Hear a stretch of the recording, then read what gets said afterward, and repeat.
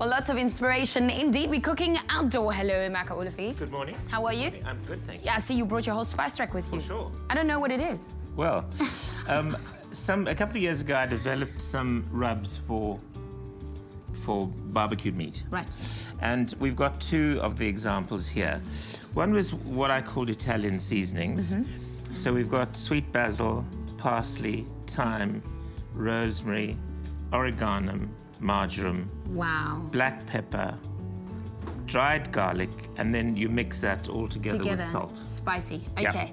And Yeah. what are these? And this is a sort of an oriental 5-spice kind of mix. Again, the salt with cloves, star anise, fennel seeds, pepper black, pepper white, and then ginger and nutmeg. Wow. Okay, that's a lot of spice. What would you use this one on? You'd use that probably if you were doing a chicken breast maybe, or even a piece of fish. You know what I had the other day? Someone made a cauliflower, so lightly made in a pan, like so in the pan, and then they used some of the spices on it on top. It was delicious. It was really amazing. Very nice way to do it also is to add chickpeas to it, and then just pop it into the oven and roast it. Okay. And you know those flavors concentrate. Lovely. So we're cooking outdoors today. So Michael's literally taking us through spices because after this we're going to do lamb ribs. So I'm going to take you out to that braai. Oh yes. Yeah, I've got some meat out there, and we're going to make sure that we spice it all together. What's in here, though? This is a spice called za'atar, which Why do is they call it za'atar? It's a Middle Eastern ZA'Atar. I'm going to lift it up because it really has sesame seeds and spices, salt.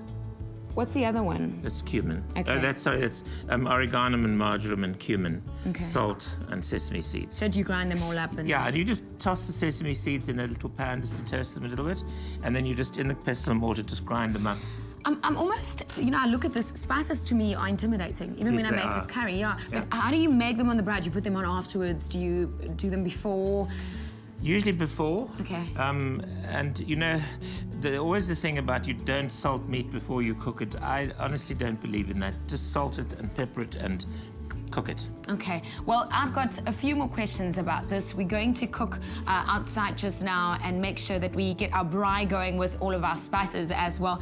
And we'll give you a keyword as well to make our beautiful ribs that we're going to do outside. So stay with us. Don't go anywhere. Outdoor is our theme in the kitchen today, but we're going to have a braai today, right, Michael? Yeah. We'll be back after the break. By supporting the Hoedspruit Endangered Species Centre, that's where we found goodness. Pick and Pay, always there for you. Dis jou goed vol ontbytprogram Expresso op SABC3 en ons kook buite vandag, so buite vermaak in die kombuis letterlik. Vroeër het ons speserymense gemaak en hierdie keer gebruik ons ribs en ons maak seker ons kook dit lekker deur. Maak 'n olivier langs my. Hello. Hello. What do you call this again? Pestle. From pestare. Pestare, yeah. The Italian word to mash it all up Beet. together. But we're going to mash up these spices. So, okay, tell me again what's in the spice mix. We've got sesame seeds and salt, cumin, oregano and marjoram. Okay, perfect. So I'm going to show you again what it looks like, just so that you know what's in there. It's really beautiful. Earlier I mentioned that spices could be quite intimidating, but Michael is showing us exactly how to take control. So take control, Michael. Right. What are you going to do with it? What I'm going to do is I'm just going to mix it all together. Start it together. Yeah. Okay. And then we're going to take some lemon juice with a bit of lemon rind. Lemon on meat, really? And Okay.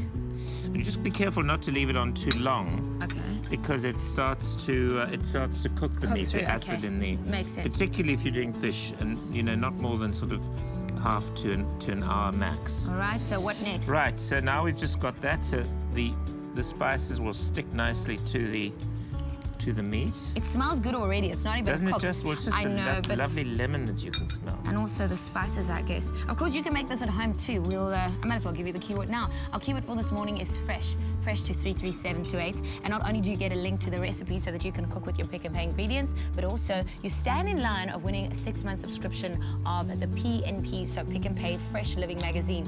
I wonder, is this recipe in the Pick and Pay Fresh Living magazine? It is. It's in the. There's a lovely little booklet.